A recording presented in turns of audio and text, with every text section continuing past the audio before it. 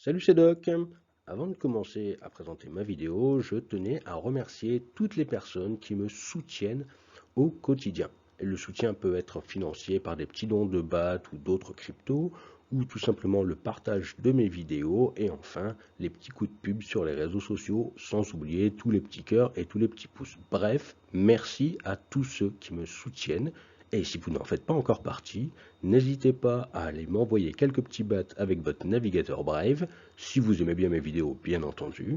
Et sinon, il y a d'autres moyens assez simples. J'ai plusieurs liens d'affiliation que je mets souvent en description, et la plupart sont gagnant-gagnant. C'est-à-dire que moi, je vais avoir un petit bonus, mais vous aurez également, en général, le même bonus que moi. Voilà. Sinon, aujourd'hui, je vais vous parler des volts et de leur technique de fonctionnement. Donc, qu'est-ce que c'est qu'un volt? Grosso modo, ce sont des apps qui vous proposent des services de rendement composé automatisé. Mais je vais vous expliquer tout ça dans la vidéo. Et bien entendu, je vais vous présenter quelques applications qui proposent ces services. Et si vous restez jusqu'à la fin, il y aura une petite minute. Mais je vous en dis pas plus. Il faut aller jusqu'à la fin. Allez, bon visionnage!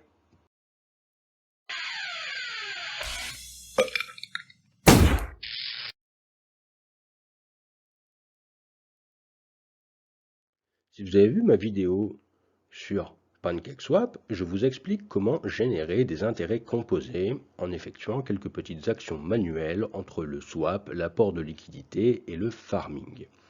Eh bien, un volt, en fait, c'est tout simplement la capacité d'automatiser l'ensemble de ces actions manuelles via un smart contract. Et c'est ce smart contract, grosso modo, qu'on appelle le volt. Il va permettre de faire à votre place l'ensemble des actions que vous faites manuellement. Donc, dans notre exemple, le Volt va vous permettre d'obtenir plus de LP USDC BUSD. Donc, en gros, ça va vous permettre d'augmenter le nombre de BUSD et d'USDC que vous avez dans votre porte-monnaie. Le Volt va donc exécuter l'ensemble des actions que vous faites manuellement, et ce afin de générer les intérêts composés. Il faut bien prendre en compte, c'est que lorsque nous, on interagit avec le farming, l'apport de liquidité ou le swap, on interagit déjà avec des smart contracts. Donc là, c'est un smart contract qui va interagir avec d'autres smart contracts. Et le prix d'un smart contract est défini par l'ensemble des actions qu'il effectue. Donc lorsque vous allez déposer de l'argent dans le smart contract Volt, celui-ci va être plus onéreux qu'un simple smart contract d'apport de liquidité, de farming ou de swap. Car le smart contract Volt va englober l'ensemble des actions de tous les autres smart contracts, plus les siennes. Pour générer nos intérêts composés avec le Volt, on va donc y déposer la crypto de notre choix, et à intervalles de temps réguliers, le Volt va exécuter les actions nécessaires à la génération des intérêts composés pour la crypto. Mais à chaque opération effectuée par le Volt, quand il va interagir avec les autres smart contracts, il y a des frais de transaction inhérents à la blockchain. Et là, on peut se dire que si on met un petit montant dans le Volt, les frais de transaction risquent de gravement impacter nos intérêts composés.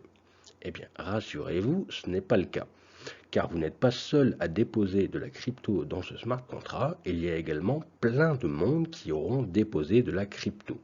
Et donc le Volt va utiliser l'ensemble de la crypto qui a été déposée dans son smart contract pour effectuer les opérations.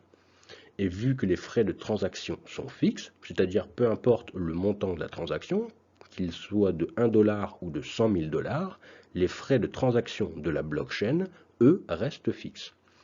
Donc les coûts de fonctionnement du smart contract Volt vont donc être mutualisés par l'ensemble des personnes qui auront déposé de la crypto. Et selon certaines applications, ils peuvent être également pris en compte dans le petit pourcentage qu'ils vont prélever sur les intérêts qu'ils vous génèrent. Cela dépend un petit peu du fonctionnement de chaque des apps. Pour ça, il vous suffit de lire leur white paper afin de savoir comment ils fonctionnent. Petite chose à retenir, étant donné que le coût pour déposer de la crypto dans un smart contract Volt est plus élevé que l'exécution d'un simple smart contract, Si vous déposez un petit montant, il faudra le laisser plus longtemps afin d'être quand même gagnant par rapport aux frais de transaction, de dépôt et de retrait du smart contract que vous allez devoir payer. Au niveau sécurité, avant de vous servir d'une application décentralisée proposant un système de Vault, assurez-vous que celle-ci a été auditée et allez vérifier l'audit. Par contre, j'attire votre attention sur un point, c'est que lorsqu'un Vault est audité, c'est uniquement son smart contract à lui qui est audité. Par contre, les autres smart contracts auxquels il fait appel, eux, ne sont pas audités. Et en plus, même si on peut par exemple vérifier par nous-mêmes que le smart contract auquel il fait appel a été audité, imaginez quand le smart contract Vault fait appel à plusieurs smart contracts sur plusieurs plateformes différentes. Bon, admettons que tout ait été audité quand même. Il faut bien comprendre que utiliser un Vault, c'est une succession de smart contracts qui vont s'enchaîner les uns à la suite des autres, tous potentiellement avec une faille de sécurité à l'intérieur, même s'ils ont été audités. Et c'est votre argent qui va circuler à travers tous ces smart contracts. Même si c'est un petit peu simplifié mon explication, il faut bien comprendre que le risque est multiplié par le nombre de smart contracts avec lesquels il va y avoir une interaction. Car grosso modo, c'est votre argent qui va interagir avec ces smart contracts. Vous allez me dire, oui, mais c'est audité, c'est bon. Eh bien, il faut vous dire qu'un audit sur les smart contracts au niveau de la blockchain, c'est un petit peu comme le contrôle technique d'une voiture. Ce n'est pas parce que le contrôle technique est OK que cela nous garantit qu'il ne va pas y avoir de panne d'ici 100 km. Eh bien, les audits de smart contracts, c'est un petit peu la même chose. Ça a vérifié les points essentiels, mais ça ne peut pas garantir qu'il y a zéro défaut dans les smart contracts. Et du coup, c'est autant de points d'entrée supplémentaires pour un pirate pour avoir une chance de dérober votre argent. Donc, faites bien attention quand vous utilisez un smart contract du type Vault. L'application proposant un service de Vault très certainement la plus connue, c'est Yearn de Yearn Finance. Elle fonctionne sur la blockchain ETH. Il y a ensuite son pendant côté BSC qui est Beefy Finance. Un petit truc que j'aime bien, et c'est la petite astuce marmotte du jour, c'est quand vous allez sur Beefy Finance, il y a une petite case super sympa qui est cacher les petits soldes.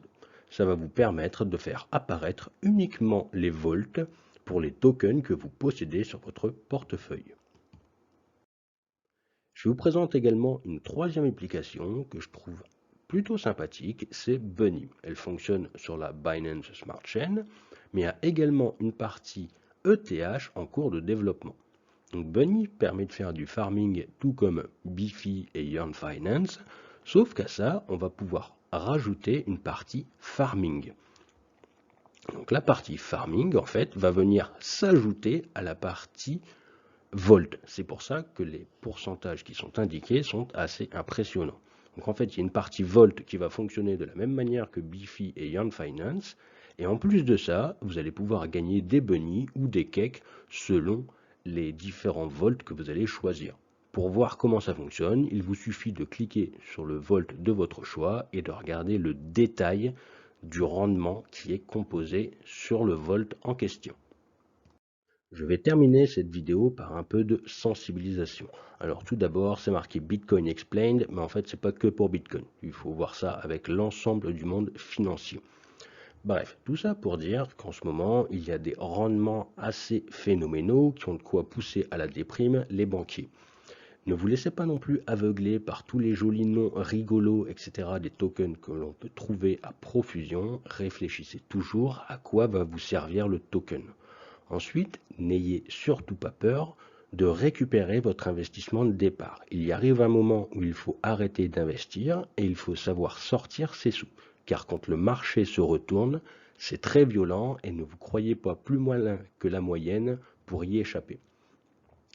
Et enfin, réfléchissez toujours quand on vous annonce des rendements à est-ce que c'est possible, est-ce que c'est plausible. Réfléchissez au fonctionnement, ne faites pas juste confiance aux chiffres. Faites vos propres recherches et vérifications avant d'investir dans n'importe quel projet. Ça y est, nous voilà arrivés au moment de s'il vous plaît, monsieur, un petit pouce bleu, pouvez-vous vous abonner? Mais vous savez, l'essentiel pour moi, c'est de partager l'information. Et oui, car le partage du savoir, c'est ce qu'il y a de plus important. Bon, ok, un petit don en crypto, ça me ferait bien plaisir aussi. J'espère que cette vidéo vous aura plu, que vous aurez appris de nouvelles choses. Bien entendu, si vous avez des questions, vous êtes vraiment tout nouveau dans le milieu de la crypto, il n'y a pas de questions bêtes, n'hésitez pas à venir me poser les questions directement sur Twitter pour plus de réactivité, mais si vous avez juste un compte YouTube, vous pouvez également laisser vos commentaires, j'y répondrai un peu moins rapidement, mais j'y répondrai. Je précise tout de suite, je parle de questions techniques. Je ne fais pas de conseils en investissement, ni tout ce qui tourne autour de la finance. Moi, j'explique techniquement comment tout cela fonctionne. Sur ce, je vous souhaite une excellente semaine et je vous dis à la semaine prochaine. Ciao!